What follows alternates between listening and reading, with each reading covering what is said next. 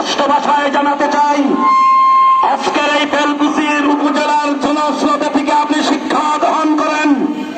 অতি বিলম্বে আপনি ফ্রান্সের সাথে যত চুক্তি আছে তা বাতিল করে দিন।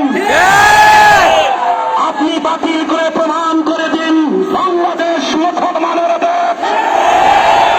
এ দেশের নবী বিদ্বেষী কোন দেশের সাথে চুক্তি থাকতে পারে না। নাম্বার 2, আপনার কাছে আকুল আবেদন, ফ্রান্সের সকল পণ্য আমাদের কাছে জনসাধারণের কাছে নিষ্পৌঁছায় দিন। আমরা ফ্রান্সের সকল পণ্যকে বর্জন করেছি। নাম্বার 4, আপনি বাংলাদেশে আমাদের আর একটা ফ্রান্সের মতো অবৈধ গোষ্ঠী আছে, সেটা কাদিয়ানি।